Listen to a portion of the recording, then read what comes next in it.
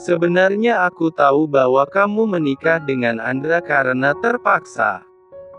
Aku tahu pria itu sudah membeli kamu dari seorang mucikari. Sadrina membulatkan matanya, dia sangat terkejut ketika mendengar perkataan Steve. Rupanya Steve sudah mengetahui bahwa pernikahannya dengan Andra hanyalah sandiwara semata. Steve pun meneruskan perkataannya kembali. Jangan menyiksa dirimu sendiri, Sadrina. Aku tahu kamu terpaksa menikah dengan Andra karena pria itu sudah membeli kamu. Aku akan melepaskan kamu dari dia. Aku akan membayar semua hutang kamu pada Andra, asalkan. Sadrina memotong perkataan Steve. Terlepas apapun tujuan kami menikah, Kak Steve tidak berhak untuk ikut campur ke dalam urusan kami. Yang penting saat ini aku sudah menjadi istrinya Andra, kami menikah secara sah. Tapi Sadrina tak ingin mendengarkan apapun penjelasan dari Steve. Tolong jangan ikut campur lagi ke dalam urusan aku. Kak Steve harus ingat bahwa Kak Steve sudah memiliki kekasih, dan aku sudah memiliki suami. Setelah berkata seperti itu, Sadrina pun segera pergi meninggalkan Steve. Sadrina tidak ingin ada satu orang pun yang melihat mereka, karena tidak ingin menimbulkan kesalahpahaman. Steve terdiam, pria itu terlihat mengepalkan tangannya dengan penuh amarah. Jika seandainya dia tidak memikirkan nama baik Sadrina, dia pasti akan memberitahu ayah tirinya bahwa Andra menikahi Sadrina karena pria itu telah membeli Sadrina dari seorang mucikari. Dia tidak mungkin menjatuhkan harga diri wanita yang sangat dicintainya itu, karena suatu saat nanti Steve akan menjadikan Sadrina pendamping hidupnya. Steve sangat menyadari dengan kesalahannya, dia sudah menyakiti hati wanita yang sangat dicintainya itu. Tapi dia akan berusaha keras untuk bisa mendapatkan Sadrina kembali. Dulu dia hanya terobsesi ingin menguasai perusahaan Struik, tapi setelah Sadrina menikah dengan Andra akhirnya Steve menyadari betapa berharganya Sadrina untuknya. Sehingga dia memiliki obsesi untuk menjadikan Sadrina sebagai pendamping hidupnya. Der. Ponsel Steve terdengar bergetar. Dia segera meraih ponselnya di saku kemeja, rupanya ada pesan masuk dari Leon. Saya sudah melaksanakan tugas dari Anda, Tuan. Cuy. Steve meludahi wajah pria tua yang kini sedang terduduk di atas kursi dengan kondisi tangan dan kakinya terikat. Pria tua itu bernama Herman. Dia adalah rentenir yang menjual Sadrina ke seorang mucikari. Ampun. Tolong lepaskan aku. Aku mohon. Herman memohon kepada Steve untuk segera melepaskannya. Steve sama sekali tidak merasa tersentuh dengan permohonan pria itu. Dia malah semakin ingin menyakitinya, sehingga dia melayangkan beberapa pukulan pada wajahnya Herman. Buk. Bangsat. Berani sekali kau menjual wanitaku. Steve sangat marah karena Herman telah menjual Sadrina ke seorang mucikari.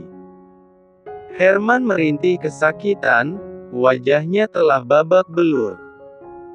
Dia mencoba untuk membela dirinya sendiri. Kalau memang kamu mencintai wanita itu, seharusnya kamu datang padaku untuk melunasi semua hutangnya. Mungkin dengan begitu aku tidak akan pernah menjualnya.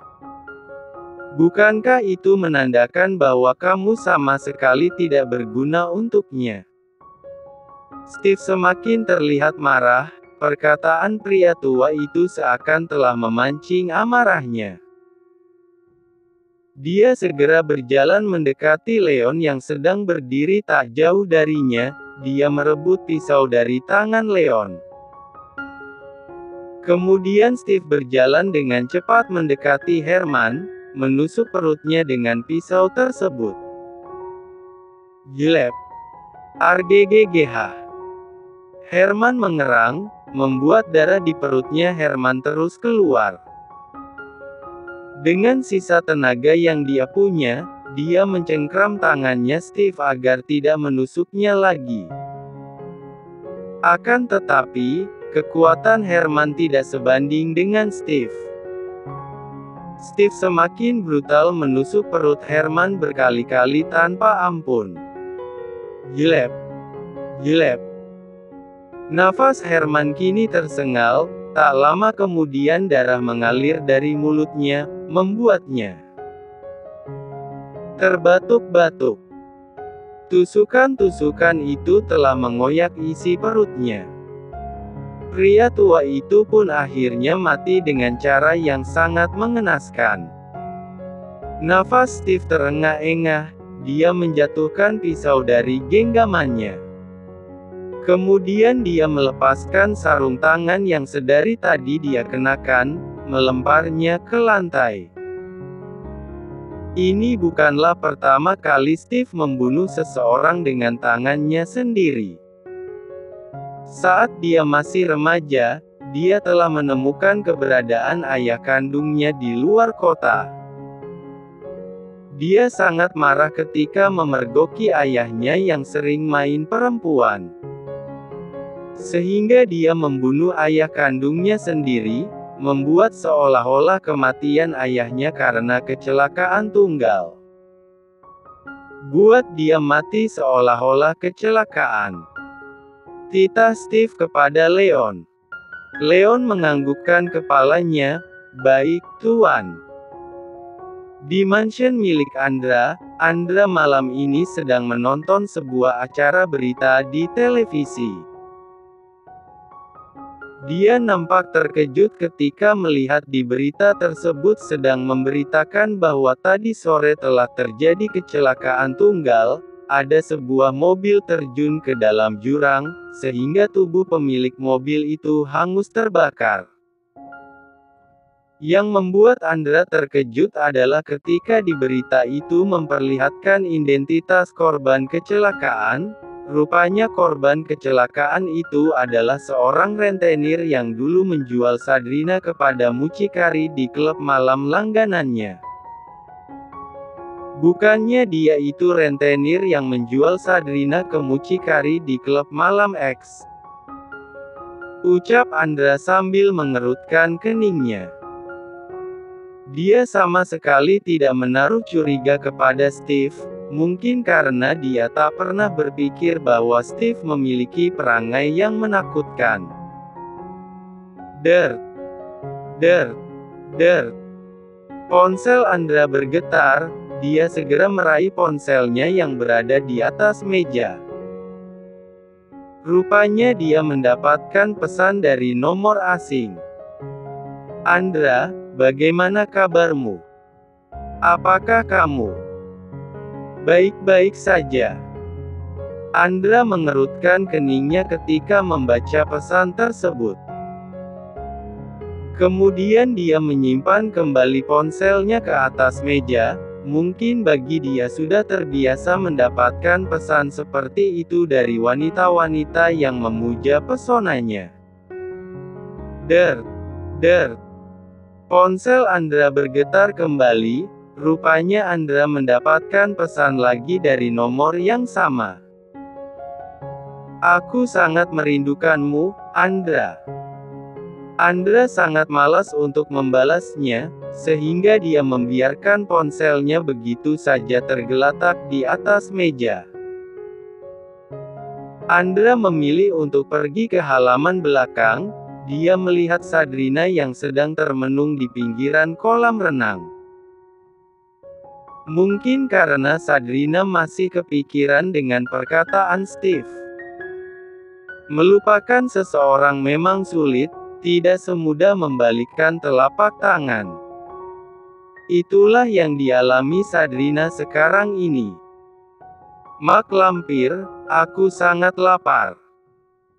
Cepat sediakan makan malam untukku, pinta Andra. Sadrina sangat merasa terganggu dengan kedatangan Andra, padahal dia sedari tadi sedang menikmati kesendiriannya di pinggiran kolam renang. Dia pun segera berdiri dan berjalan mendekati Andra. Apakah kamu tidak bisa berkata lembut padaku? Protes Sadrina. Andra malah mencibir. Untuk apa aku harus berkata lembut padamu? Sadrina menghela nafas dengan kasar. Jujur saja, saat ini aku merasa sedang bermimpi buruk yang sangat panjang. Rasanya aku masih belum percaya bisa menjadi istri kamu. Andra sangat kesal mendengar perkataan Sadrina. Kamu pikir aku juga senang menikah denganmu? Bertengkar dengan Andra malah membuat kepala Sadrina semakin pusing, karena pria itu tak pernah mau mengalah darinya. Andra memperhatikan pakaian Sadrina yang serba tertutup, bahkan wanita itu mengenakan sweater. Sepertinya Sadrina sengaja memakai pakaian seperti itu, agar tidak memancing gairah sang Casanova. Sampai kini Sadrina masih mengira bahwa Andra adalah seorang Casanova. Andra pun meledek pakaian yang dikenakan oleh Sadrina. Terus kenapa kamu memakai pakaian seperti itu? Sadrina enggan menjawab pertanyaan dari Andra. Dia memilih untuk segera pergi meninggalkan pria itu. Dia memang sengaja menjaga jarak dari Andra, takut tiba-tiba pria itu menerkamnya. Aku akan segera memasak. Kamu mau makan apa malam ini? Tongseng ayam, udang crispy, rendang sapi, atau tuna asam manis? Tanya Sadrina sambil sedikit menjauhkan jaraknya dari Andra. Entah mengapa, di antara semua makanan yang ditawarkan oleh Sadrina tak ada yang membuat Andra berselera, mungkin karena dia lebih berselera untuk memakan orang yang sedang berdiri di hadapannya itu. Jadi kamu mau aku masakin apa? Tanya Sadrina lagi dengan nada kesal. Andra tak bisa lagi menahan diri. Dia sangat bergairah kepada wanita itu. Walaupun saat ini Sadrina mengenakan pakaian serba tertutup, tapi usaha Sadrina tidak akan mempan. Dia sudah dapat menghafal semua keindahan tubuh Sadrina di ujung kaki ke ujung kepala. Andra berjalan mendekati Sadrina, mengikis jarak di antara mereka berdua. Aku ingin memakanmu, jawab Andra dengan nafas tersengal-sengal. Dia merengkuh pinggang Sadrina, membuat tubuh mereka menempel satu sama lain.